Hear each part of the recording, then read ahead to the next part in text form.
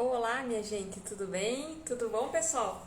Como que vocês estão? Hoje eu vim falar de um tema que eu acho que incomoda muitos de vocês. Semana passada eu abri uma caixinha de perguntas perguntando, né, o que quase te fez desistir de produzir kombucha. E muitas pessoas me relataram que é esse processo, a demora, a falta de organização, como se organizar ali para produzir. Então hoje eu vou trazer 7 tópicos, 7 dicas bem especiais para vocês, como que eu me organizo, como que eu fui ao longo do tempo me organizando para ter uma produção mais organizada, mais otimizada, mais agilizada, tá bom?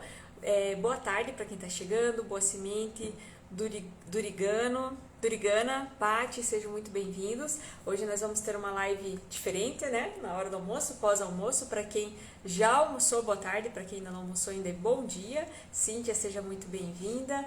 Então, eu vou começando falando alguns tópicozinhos aqui. Se vocês estiverem gostando da live, clica aí, dá um coraçãozinho que o Instagram ajuda a distribuir esse conteúdo. Se quiserem chamar alguém para a live, é só mandar ali no aviãozinho. Essa live vai estar bem bacana, bem descontraída.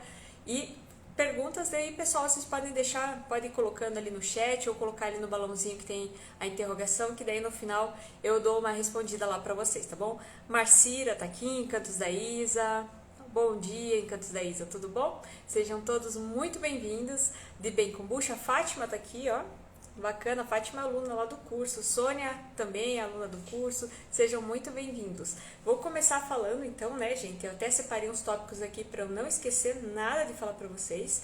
Eu vou dar então 7 tópicos para tentar agilizar e facilitar a vida de vocês na hora de preparar a sua kombucha. Então vamos começar falando do início, óbvio, né? Então, o que é a primeira coisa que eu acho que vocês devem ter quando vão pensar em produzir kombucha, tá? Seja uma pequena produção aí na sua casa, mesmo só para você e sua família, ou uma produção que você já começa a vender, uma produção um pouco maior. Então, a primeira coisa é você ter planilhas de controle. Por que essas planilhas de controle? Boa tarde, Simone. Simone também é aluna do curso. Regiane Kombucheira também está aqui. Fábio Félix. Bom, pessoal, continuando aqui, senão eu começo só a dar bom dia para vocês, boa tarde, não continuo. Então, as planilhas servem para quê? Existem duas funções basicamente, tá? Para quem já tem uma produção maior, eu acho legal ter uma planilha de estoque também, para que você possa controlar, ver quanto que você ainda tem de estoque de cada coisa, para não deixar para pedir em cima da hora, quando já está quase acabando ou acabou. Por exemplo, o chá às vezes não é comprado daqui, demora para chegar, então você pode ter um atraso ali na tua produção.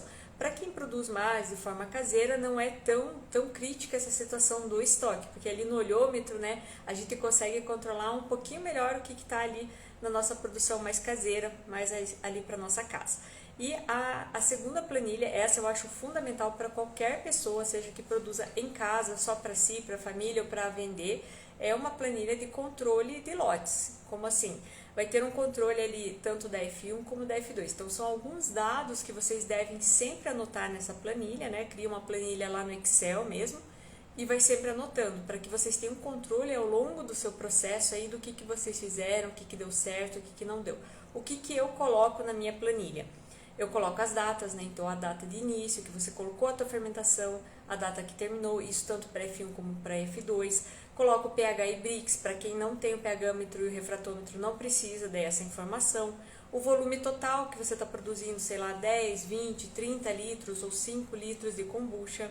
Quantidade de chá que você colocou, de açúcar, o tipo de água é muito importante também. Por exemplo, para quem usa água mineral, de uma marca para outra vai ter diferença da quantidade de cálcio e magnésio. Isso vai interferir diretamente na acidificação. Então, por exemplo, águas que têm teores maiores de cálcio e magnésio, elas acabam necessitando de um volume maior de starter.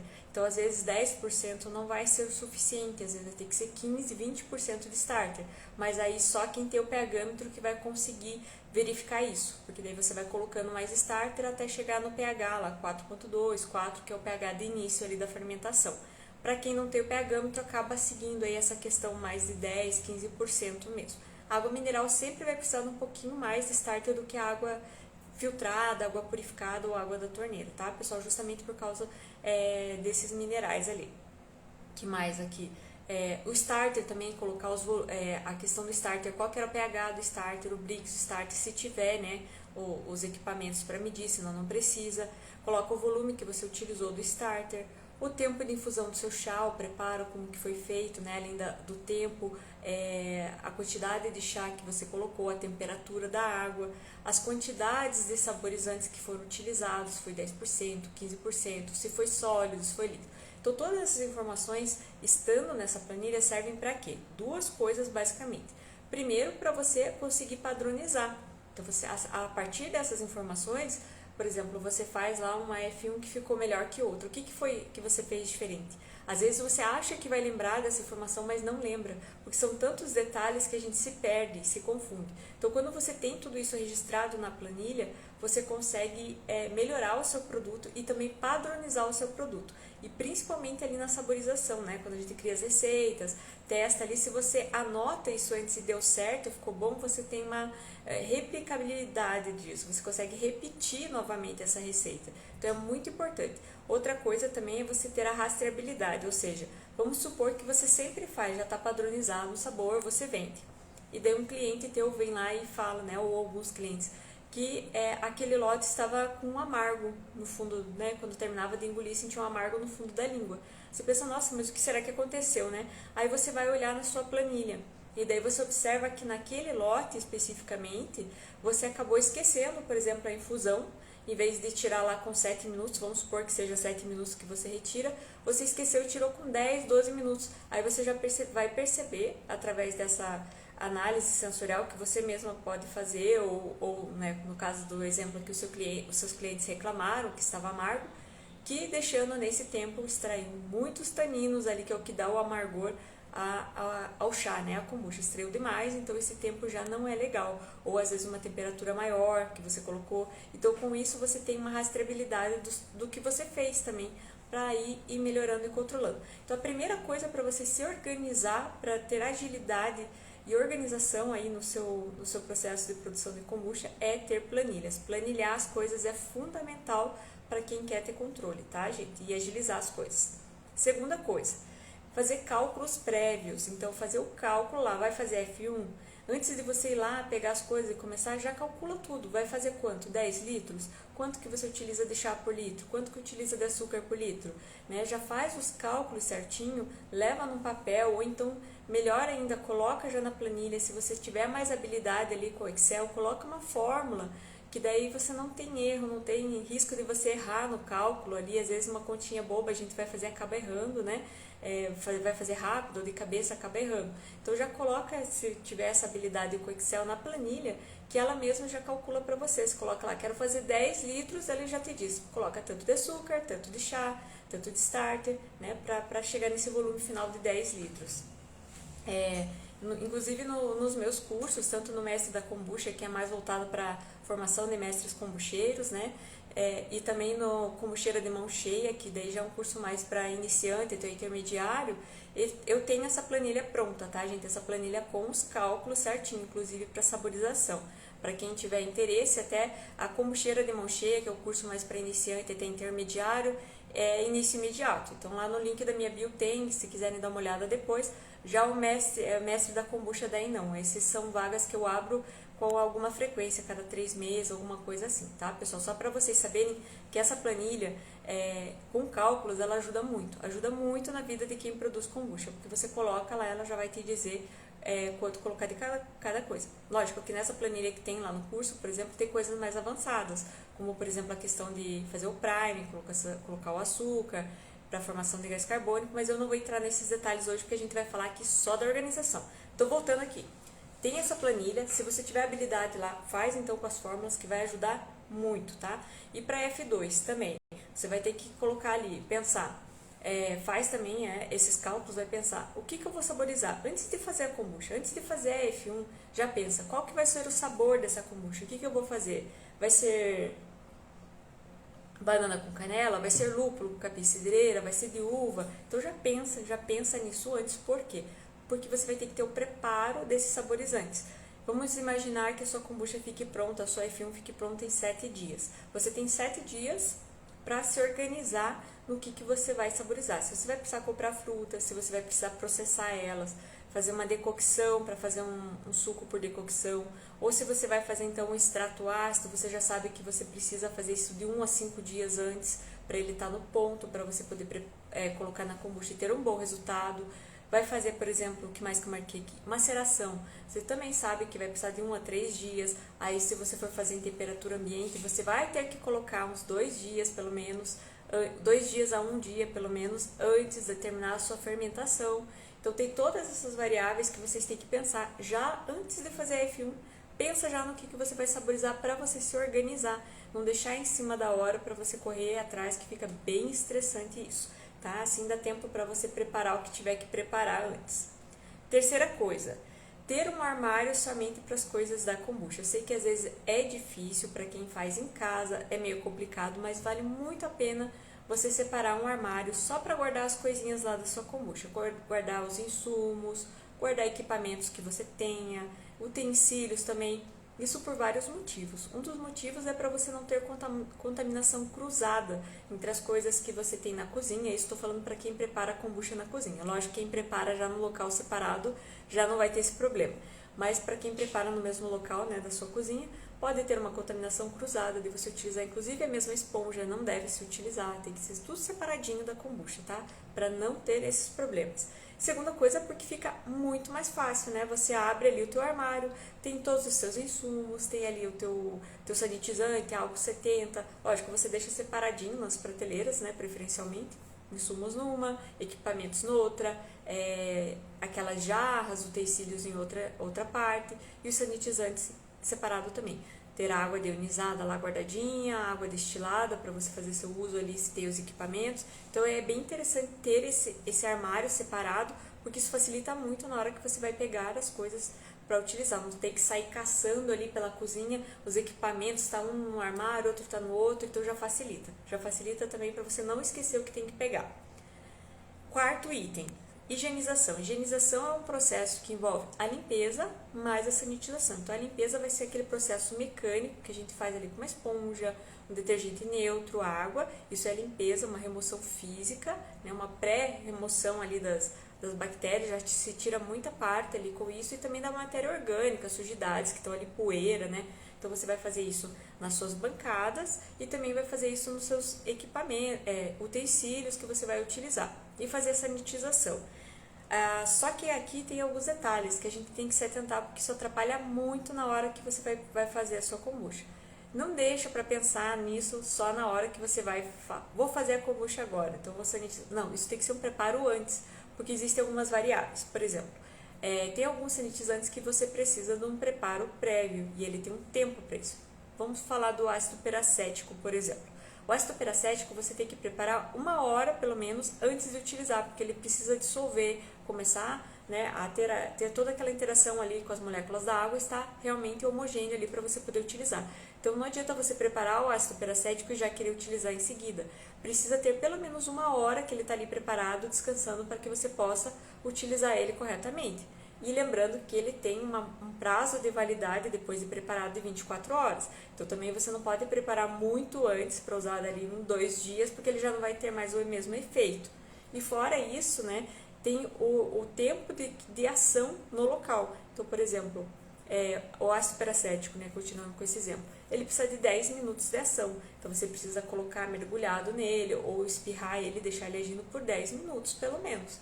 Então tem que pensar nisso também antes de começar a sua produção. Então essa etapa ali, você tem que se organizar. O que você vai utilizar de sanitizante? Álcool 70? Então você sabe que você tem que esguichar álcool 70, passar uma toalhinha ali na bancada, já tá ok. E dentro das jarras, tem que passar também, vai esperar secar, vai deixar virado para baixo, vai secar com guardanapo. Então se organiza nisso para você na hora não ter que parar e sanitizar tudo, ter que preparar e sanitizar tudo. Por exemplo, esqueceu de preparar o ácido peracético, vai ter que esperar 1 hora para poder fazer, entendeu? Então já se organiza com isso. 5. Preparar um checklist.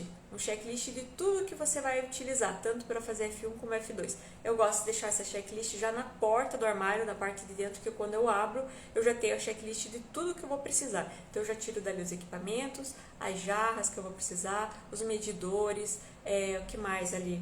termômetro, pega tudo que vai precisar já de dentro do armário, se deixar essa checklist na porta, na parte de dentro, vocês vão ver que agiliza um monte. Não acontece de você estar lá preparando, começou a preparar, esqueci de pegar tal coisa. Você tem que ir lá, tirar a luva, pegar o que você tem que pegar, aí sanitizar a mão de novo, colocar a luva de novo, então acaba perdendo tempo e acaba estressando esse tipo de coisa. Então, ter um checklist de tudo que você vai utilizar já facilita, porque a gente acaba esquecendo mesmo, tá? Então, coloca lá, checklist de equipamentos e utensílios, de EPIs. Para quem não sabe o que é EPI, é equipamento de proteção individual. Nesse caso, o que é que a gente usa ali para kombucha? Vai precisar de um jalequinho, né? Ou então um avental que seja para isso. Vai precisar também de máscara, vai precisar de touca, aquelas touquinhas descartáveis para o cabelo. Também as luvas para utilizar. Que mais? EPIs acho que é só isso para preparo de kombucha mesmo, não precisa de muita coisa. E os insumos também que você vai precisar. Água, então já verifica se você tem uma água adequada lá, a quantidade que você vai precisar. O chá também, o açúcar, o starter também, saborizantes e extratos. Isso é o checklist adequado que você tem que ter antes de começar, antes de ir para a bancada preparar a sua kombucha. O sexto, que esse aqui ninguém se atenta muito, mas eu já venho com essa ideia muito da época que eu trabalhava em laboratórios, né? Que quando a gente trabalha em laboratório, a gente tem uma disposição das coisas para que facilite o nosso trabalho. E dentro da indústria também, no processo produtivo, tem lá um fluxo, né? Que você segue esse fluxo para que seja mais otimizada a produção. Então, ali a gente pode fazer isso também. Como que a gente faz uma disposição mais inteligente, né? Você vai pegar o sequencial daquilo que você faz ao longo do processo da kombucha e vai já arrumar nessa sequência. Então, por exemplo, na F1, você vai colocar assim, primeiro os insumos, aí você vai colocar copinhos medidores, tudo que você vai precisar para medir, balança. Aí depois disso você vai colocar a panela, que você vai preparar seu chá, e depois o fermentador na sequência. Tudo na sequência, que daí você vai fazendo, né, seguindo, não tem que ficar indo para um lado e para o outro. Eu sei que às vezes é difícil a questão de espaço para a gente poder fazer esse tipo de coisa, aí eu até sugiro, né, ter aquelas mesas dobráveis para quando você vai preparar, é super prático isso, que daí você abre na sua cozinha essa mesa para você ter um espaço mais adequado para trabalhar, para fazer a kombucha. Inclusive, eu tenho uma mesa dessa e eu acho muito prática, eu utilizo bastante. E na saborização também, procura colocar tudo já em sequência. Então, você coloca ali os extratos, usa o açúcar, os saborizantes líquidos que você já preparou, que mais que eu coloquei aqui? Daí, coloca a balança, os copos medidores, o fermentador ou recipiente que você já separou a tua F1, preferencialmente com torneira, vai te facilitar muito a vida também. Aí, as garrafinhas, as tampinhas e o arrolhador, né? Ou então aquele... até esqueci o nome dele, deixa eu ver se eu marquei aqui. É um adaptador que você coloca para rosquear quando você usa a garrafa PET, porque fechar na mão PET é sofrido. Quem faz isso sabe, principalmente quem produz quantidade maior. Então ajuda bastante você ter aquilo lá. E agora eu separei algumas dicas de ouro aqui para passar para vocês, que foram coisas assim que eu fui pegando ao longo da produção e que me ajudam bastante. Então, uma delas aqui, no preparo do mosto, é você fazer um chá concentrado. As pessoas têm muita dúvida em quanto fazer esse chá concentrado. Para quem não sabe, eu vou explicar um pouquinho melhor. Esse chá concentrado é um chá que você vai fazer, obviamente, né, com a palavra desconcentrado, e vai diluir ele em água fria. Quando você faz isso, você vai estar facilitando várias coisas na sua vida. Primeiro, volume. Né, que às vezes você não consegue fazer um volume tão grande de uma vez. Segundo, não vai ter que esperar esfriar, porque você diluindo, você já vai acabar esfriando e já pode utilizar ali para colocar teu start e já dar continuidade na tua produção. Só que existe um porém aqui, não dá para fazer uma concentração muito alta, porque daí você vai perder a extração ali do chá verde, do chá preto que você vai utilizar. Ele tem um limite que você consegue fazer extração com menos água. E qual que é esse limite? É de 3. Então, por exemplo, como assim? Só para explicar melhor, vamos supor que você vai fazer ali 10 litros, tá? Pode ser 3 e um pouquinho, uns quebradinhos, porque tem uma quebra ali que vai do açúcar, do starter, né? Então, vamos supor que seja ali 10 litros total de kombucha. Então, você pode fazer numa panela 3 litros d'água, você vai vai aquecer 3 litros d'água e daí vai colocar o seu chá. Quanto que você vai colocar de chá? A quantidade total que é para 10 litros, tá? Então é aquele volume total do chá que você vai utilizar para 10 litros, você vai colocar somente em 3 litros e fazer a infusão ali. Aí você vai ter um chá concentrado que você vai diluir no restante ali da água, junto com o starter, açúcar, que daí são aqueles cálculos que eu falei que é a primeira coisa que tem que fazer antes de começar a produção.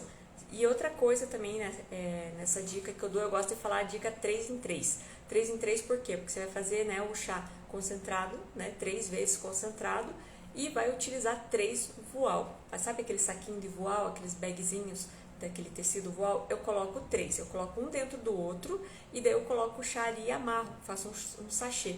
Eu faço isso para quê? Para não ter que filtrar o chá. Porque quando você vai filtrar o chá, você perde muito tempo, porque a filtração é demorada, ela não é rápida. Então você acaba perdendo muito tempo, às vezes é estressante, vai sujar mais coisa. Então faz com um saquinho triplo de voal, que você não vai ter aquela passagem excessiva de pó, que deixa tudo, vai ficar bem límpido o teu chá e o teu mosto, consequentemente, também vai ficar bem límpido. Então eu gosto de falar, essa dica é 3 em 3. Faz o chá 3 vezes concentrado com 3 saquinhos de voal, né, triplo assim, né, uma barreira tripla, para que você tenha ali um chá bem clarificado. Então essa aqui é uma dica de ouro que facilita muito a sua vida. Que mais? Prefira usar saborizantes líquidos. Por que do saborizante líquido? Primeiro, porque dá menos trabalho. Segundo, porque ele deixa uma kombucha mais límpida, tem menos problemas de off-flavor, tem vários benefícios aí de utilizar saborizantes líquidos. E facilita na etapa de saborização, porque você só adiciona ele ali, se precisar adiciona açúcar também, algumas coisas não precisam, e daí você já pode envasar, então é muito mais prático, né? Lógico que você pode fazer outros processos aí para quem faz maceração, eu só estou dando uma dica aqui, tá, pessoal? Do que facilita, agiliza a tua produção de kombucha. Então você vai fazer isso. Eu coloquei uma sequência aqui para falar para vocês quais são os saborizantes líquidos que eu gosto mais, que eu acho melhor na questão agilidade versus qualidade, né? Do que a qualidade ali da sua kombucha, porque importa muito isso. Não adianta você ser super ágil, mas ter uma kombucha meia boca, lá uma kombucha com a flavor toda turva, toda cheia de problemas, aí também não é bacana. Então é legal, a gente tem que ser ágil, mas tem que trazer qualidade, tem que ter uma kombucha boa, uma kombucha premium, que seja ótima mesmo, tá? Então, o extrato ácido é o melhor de todos, tá? Então, lembra-se de se atentar, como eu falei, se vai utilizar o extrato ácido, vai precisar de 1 a 5 dias de preparo, porque você tem que fazer todo aquele preparo dele, que não é difícil, mas que ele tem que ficar na geladeira lá para extrair, né, os aromas, sabor e cor dos teus saborizantes sólidos. Então, se atenta a isso, mas o extrato ácido é o melhor de todos, na minha opinião, é o que eu gosto mais, é o que dá menos problemas de off-flavor, de outras questões de turbidez, etc.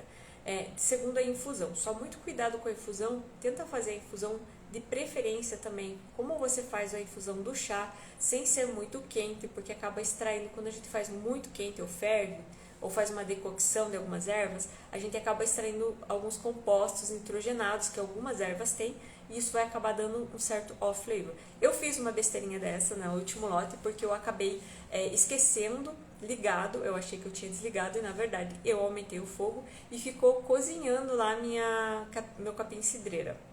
Capim-cidreira não, capim-limão. Aí eu usei para saborizar e ele deu um pouco sim de off-flavor, justamente porque acabou cozinhando e extraindo muito. Então o ideal é você utilizar ali 70, 80 graus, tá, para fazer a tua infusão. E preferencialmente, se você puder, né, para kombucha, tenta comprar aquelas ervas fechadas em saquinho. Como você não vai ferver, essas a granel às vezes pode ter uma contaminação. Pode ter, tá, gente? Se for num local que você sabe que é muito cuidado, que tem também uma rotatividade alta, que a erva não fica velha, lá você até pode utilizar, tá bom? Deixa eu só ver um comentário aqui da Dora. Eu coloco o chá dentro do saquinho de voal triplo. Na hora de tirar o saquinho de dentro da panela, eu posso espremer o saquinho para aproveitar todo o conteúdo do chá? Não, não pode fazer isso. Tá? Você pode segurar ele com uma pinça e deixar ele escorrer. Porque quando você aperta, você acaba extraindo excesso de algumas coisas ali que vai dar amargor. Tá? Então não é legal, você acaba estourando ali as folhas que estão ali inchadas e retirando essas substâncias que vão dar esse amargo. Não é legal. Não faz isso, pode aumentar também a questão de compostos nitrogenados que vai dar off-flavor. Então não espreme para aproveitar, tá bom? Você só segura e espera. Você pode até pôr ele numa peneira, sabe? Coloca o teu saquinho em cima de uma peneira e deixa em cima de um bule, alguma coisa que ele vai escorrer ali, mas não aperta ele, tá bom? Que mais que eu ia falar pra vocês? Ah, tá, continuando. Daí a infusão, né? Que aconteceu isso comigo, então quando for ervas, assim, toma esse cuidado pra fazer a infusão, não ferver, não cozinhar. E daí tem também a decocção, que também é muito legal pra fazer, daí com especiarias, com pimentas, que mais algumas coisas que são cascas, né? Que são especiarias, na verdade é canela, cravo, é legal. Frutas também, você pode fazer sucos por decocção, de maçã, de uva, de várias frutas você pode fazer isso. Eu já fiz vários e fica muito bom. Aí você faz uma decocção lenta, fogo baixo ali por uns 15, 20 minutos e daí você consegue fazer essa extração boa ali para utilizar esse caldo como um suco. Tipo, a Teca tá falando se não seria melhor saquinho de algodão. O voal é sintético, não gosta de usar. Tem alguns que não são adequados, que ele até enruga todo, né, Teca? O de algodão tem que ser uma trama bem fininha. O algodão ele é melhor, porque ele aguenta melhor a temperatura, mas tem que ser uma trama bem fininha, porque senão ele vai acabar passando um pouco o pó do chá. Aí tem que testar ali o tecido que você achar. Tem alguns tecidos de algodão, que eu não sou muito boa para nome de tecidos, tá, gente? Eu acho que é percal, uma coisa assim, não sei. Que ele é uma trama bem fechadinha. A Teca me ajuda aí, se souber o nome do tecido, que ele é mais fechadinho. Aí ele acaba segurando mais aquele pozinho que fica do chá, principalmente aquele chá que é cortado, né? É o tanino que faz amargar, isso mesmo. O tanino ele faz amargar. Excesso de extração, que faz o quê? Excesso de temperatura, excesso de tempo de infusão. Acaba extraindo muito tanino e ele vai amargar lá no final. Sônia Radionda, show de bola essa live. Caramba, quanta informação. Não acabou ainda, Sônia, que ainda vou passar aqui pro final para vocês, que depois eu vou até fazer um post que vai ser bem legal para ajudar vocês. A Teca tá falando que ela usa algodão cru. Eu não utilizei ainda, Teca, até vou experimentar fazer essa sugestão aí pra ver como é que é. Eu acabei usando o saquinho de voal porque eu comprei em loja de cervejeiro.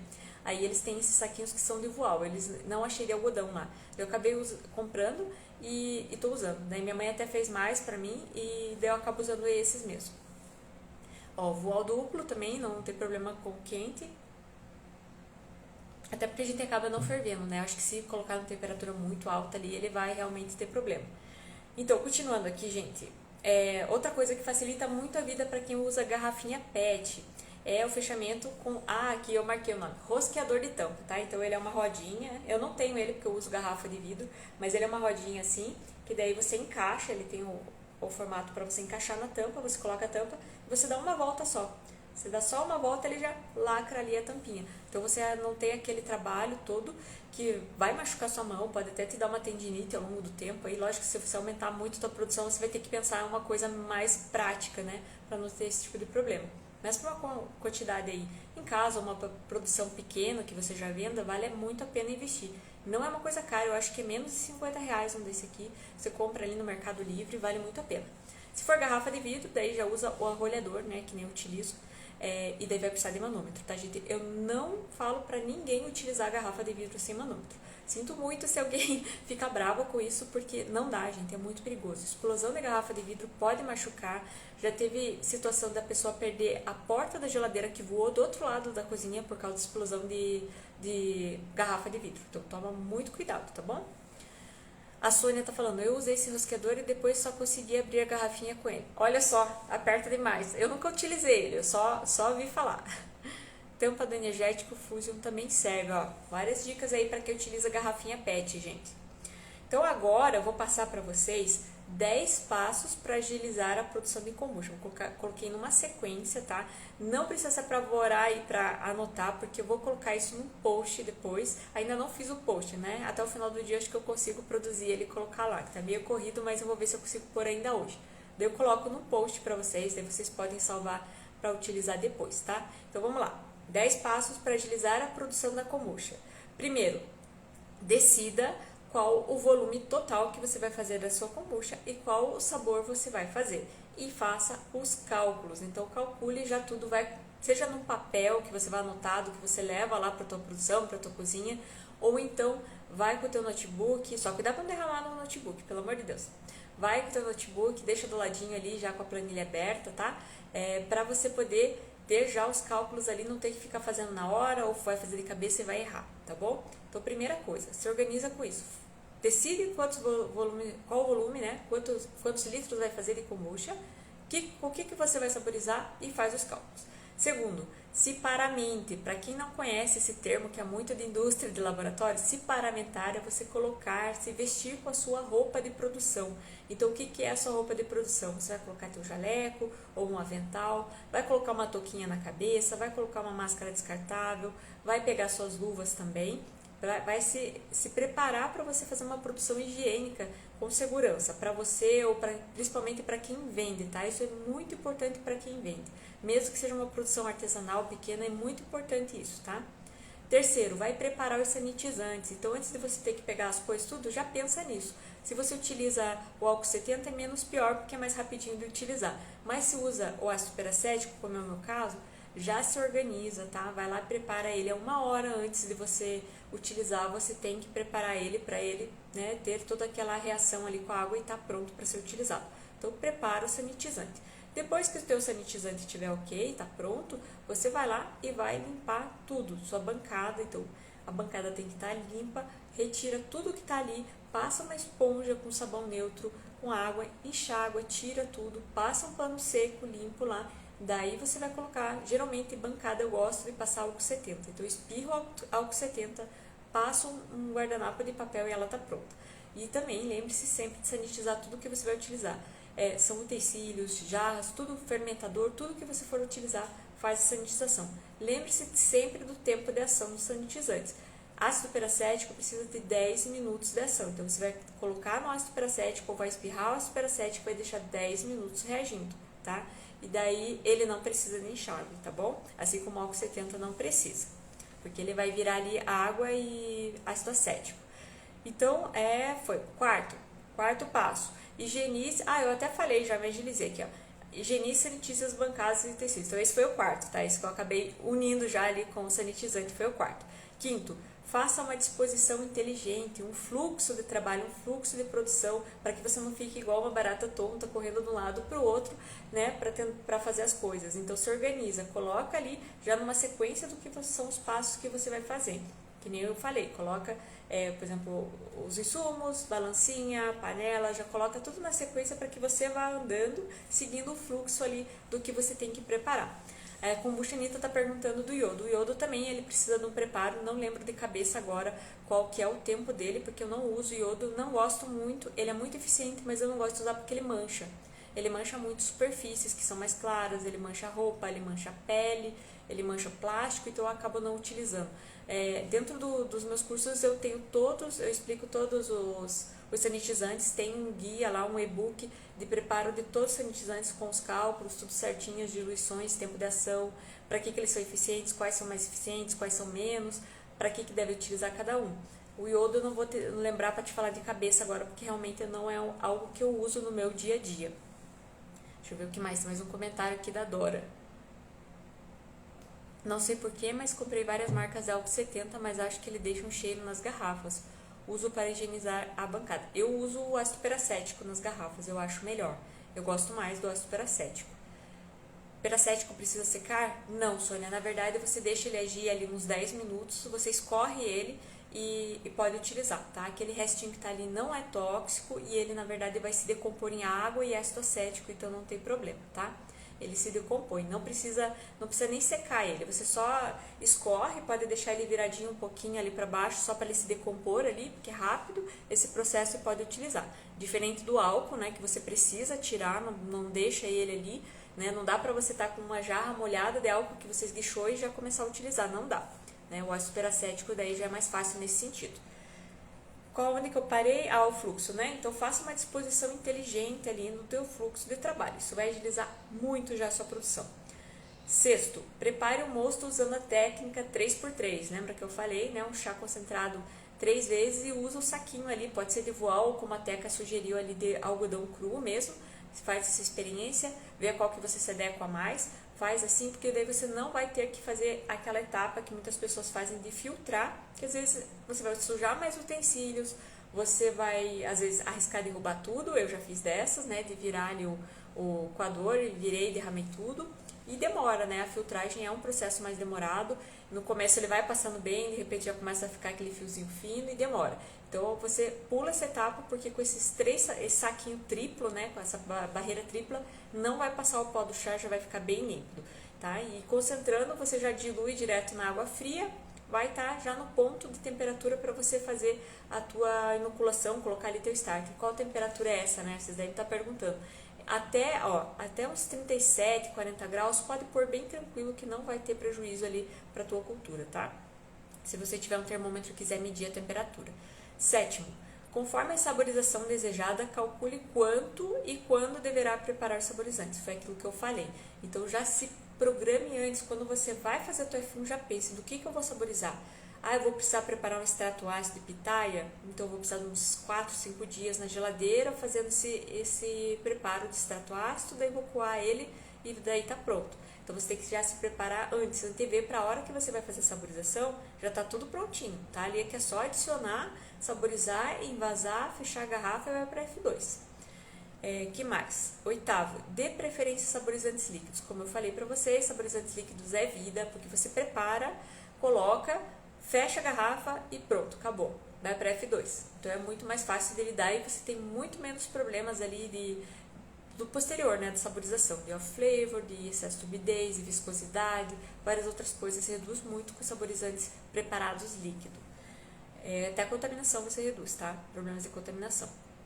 Nono, saborização. Repita os processos do 3 ao 5 e realize a saborização. Então, o processo do 3 ao 5 vai estar lá no post, vai ficar mais fácil de vocês entenderem. Mas o 3 foi o preparo de sanitizantes, o quarto é a higienização, né, das bancadas, e o 5 é fazer a disposição inteligente do seu fluxo de trabalho. Então, antes de fazer a saborização, você segue esses mesmos passos, né, para que você também não fique se batendo. Não sei vocês, mas eu acho a parte de saborização muito mais trabalhosa do que fazer F1, né? Porque, nossa, são muito mais etapas e a gente às vezes se bate um pouquinho mais, principalmente se você for saborizar mais de um sabor, né?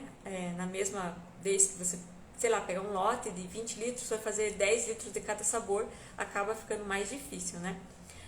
Então, seria isso, repetir esse processo. E o 10º, envase. Use, então, daí eu coloquei aqui para usar aquele rosqueador PET, para facilitar quem usa PET, para conseguir fechar. E daí também o arrolhador, né, para quem faz que nem eu, garrafa de vidro, você vai precisar obrigatoriamente do arrolhador, não tem como colocar as tampinhas de vidro sem o arrolhador. Então, o ideal é você ter um arrolhador que seja adequado. Como assim? Existem dois tipos, pena que eu não peguei o meu aqui para mostrar para vocês, mas o meu é o estilo, eu comprei um estilo Vic, que eles chamam. A Lígia tá aqui, seja bem-vinda, Lígia. Ele é assim, sabe, ele é como se fosse um W em vermelho, que daí você coloca e você puxa assim. Ele não é muito adequado para quem faz muito fechamento de garrafa. E ele não é bom. Vou ser bem franca com vocês aqui. A parte que rosqueia, né, que encaixa na tampa e firma, ela é de metal. Só que a rosca é de plástico. O que aconteceu? Ele foi comendo aquele plástico e começa a soltar essa peça. Então, eu não recomendo, tá? E daí tem os arrolhadores de mesa. Tem alguns que são mais fraquinhos, mais simples, que dá para uma produção pequena, caseira ou para vender pouco. Quem vai investir já para uma produçãozinha um pouquinho mais considerável, aí, eu aconselho já comprar um arrolhador de mesa mais robusto, daqueles que você prende na mesa, que daí você vai ter menos trabalho, menos força que você vai ter que fazer ali, e não vai ter esse problema que eu tive com o arrolhador. Paguei o mesmo preço de um de mesa, porque eu achei que seria mais prático, mais bonitinho, e bem no fim não foi tão bom, tá? Então, essas são as dicas, tá, gente? Agora eu vou ver se tem mais algumas perguntinhas aqui e a gente vai trocando ideia. Deixa eu ver, tem uma pergunta aqui. Quanto tempo eu posso deixar as garrafas após saborizar para envase? Eu deixo mais um dia e não tem problema. Deixa eu ver se eu entendi. Quanto tempo eu posso deixar as garrafas após saborizar para envase? Seria o tempo da F2, será que você está falando? Só confirma para mim se é o tempo da F2 que você está falando aqui. Eu acho que é o tempo de F2. Após sanitizar, entendi. Então, na verdade, a sanitização ela não dura tanto, tá, gente? Você tem que pensar que no ar tá cheio de esporos de fungos, principalmente. Tem bactérias também. Então, é bem importante que você faça essa sanitização algumas horas no máximo antes de você utilizar. E de preferência, deixe suas garrafas de boca para baixo, que daí evita, né, que tenha essa deposição do ar aí de fungos, principalmente de fungos, tá? Que tem alguns esporos.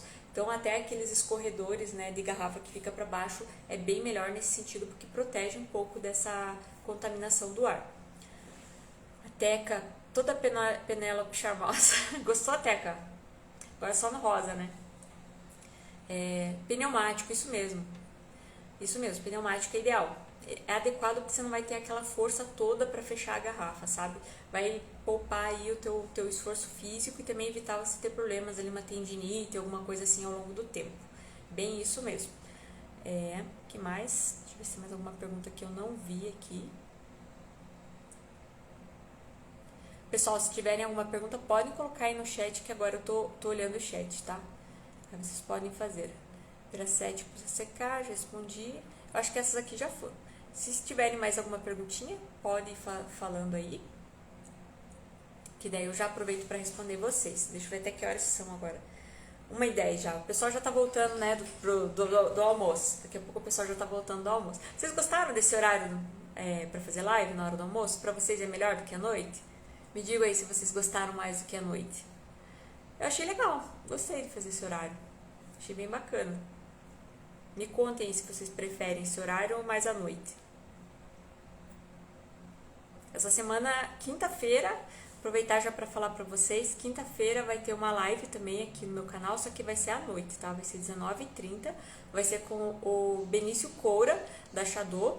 Então a gente vai falar sobre o chá, né? Os chás para kombucha, os modos de preparo e também sobre reinfusão, que eu sei que tem muita dúvida, eu mesma tenho muita dúvida sobre reinfusão, então a gente vai poder aprender muita coisa com ele, tá? Então, quinta-feira agora eu vou colocar depois a chamadinha ali pra live, mas já pra vocês saberem. Ó, o pessoal gostou. Eu vou fazer assim, eu vou tentar fazer uma live à noite e uma live nesse horário, porque eu acho que daí, né, acaba pegando o público que às vezes não consegue à noite, tem filho em casa pra cuidar, e acaba fica mais fácil. C. Vieira, deixa eu ver aqui. Você queria tanto uma kombucha de lúpulo, mas carvalho da... Quem sabe, né? Quem sabe ainda lança uma marca aí. Tô pensando nisso, gente. As kombuchas lupuladas. Kombucha Anitta, Benício ao máximo. Sim, é muito querido. Traz muito conhecimento aí.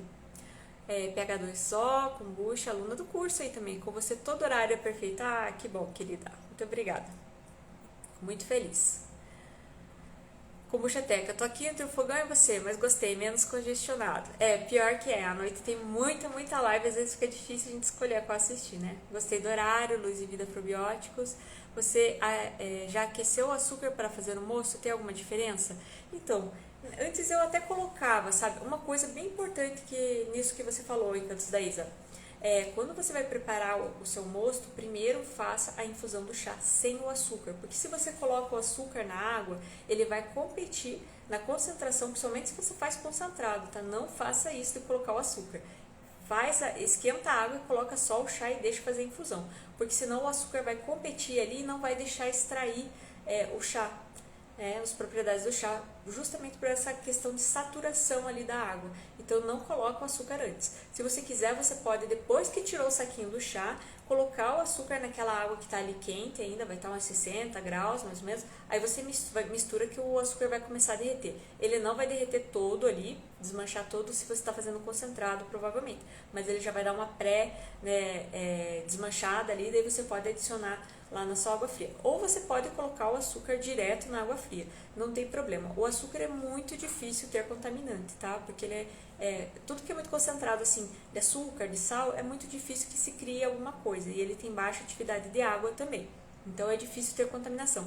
Lógico que se for armazenado de uma maneira errada, junto de alguma coisa suja, aí é diferente, ou passa bicho, alguma coisa, daí sim pode trazer. Mas normalmente não tem problema. Se você colocar o açúcar ali nessa temperatura de 60 graus, a maioria dos patógenos ali já morre, tá? Nessa temperatura. Então você pode fazer dessa forma aí, tá bom? A Verena, também aluna do curso, estou em peso aqui, hein? Também prefere esse horário. Benício é top, gostei do horário. Que bom que vocês gostaram. Vou procurar fazer terça-feira e fazer. Tava pensando em fazer o seguinte, gente. Fazer umas aulas, tipo uma aula mesmo, sabe? Como se fosse assim, mais técnicas mesmo. Trazer pra vocês umas coisas que vocês não vão achar por aí, tá? Trazer aqui como se fosse algumas aulinhas aí bacanas na terça nesse horário, né? Essa aqui eu vou deixar disponível lá no Instagram, mas daí quando forem aulas mais técnicas, alguma coisa assim, lives mais técnicas, daí eu vou deixar só por uma semana e depois eu tiro, tá bom? Então, essa aqui eu vou deixar direto lá, tá? Disponível para vocês, para quem quiser assistir depois também, mas as próximas daí, quando for mais técnica, daí eu vou deixar só uma semana e vou tirar elas, tá bom? Então, acho que é isso, pessoal. O pessoal gostou do horário, que bom, que bom. Sônia Walter, também aluna do curso, tá aqui. E o açúcar, ó, a Teca tá falando mais uma coisinha aqui. O açúcar muda a densidade da água, se fizer concentrado, pode interferir na absorção. Exatamente. Muda completamente, tá, a densidade da água, gente. Tudo que vocês adicionarem de sólidos ali vai ter uma alteração de densidade. E o açúcar, ele causa uma alteração bem considerável da densidade da água. E mudando a densidade, você tem diferenças de solubilização, de tudo isso, tá? Então tá certinho aí, Teca. Top. Então é isso, pessoal. Eu acho que eu vou encerrando agora, né? Vamos voltar ao trabalho. Eu vou voltar ao meu trabalho aqui também. E vocês voltam aí ao trabalho de vocês, cada um cuidando, né? Às vezes em casa, às vezes no trabalho. Mas é isso, gente. Então, que bom que vocês gostaram. Foi uma experiência que eu fiz de trazer terça-feira algo mais técnico. Vou procurar trazer sempre assim, tá? E nas quintas-feiras quero trazer algumas lives, mas daí seria à noite. Como essa que vai ter aí com o Benício, né? Fazer umas collabs aí bem bacanas para trazer um pessoal agregando bastante coisa aí no mundo da kombucha pra gente. Quinta-feira vamos aprender muito sobre chá. Não percam, tá? Porque vai estar excelente essa live com o Benício Coura lá da Chadu, tá bom, gente? Muito obrigada pela participação de vocês. Desejo aí uma ótima semana, né? Estamos no início da semana aí, um resto de dia excelente para vocês também, tá bom? Um grande beijo para vocês, queridos, e vejo vocês quinta-feira, hein? Não percam a live de quinta-feira, tá bom? Grande beijo, até mais. Tchau, tchau.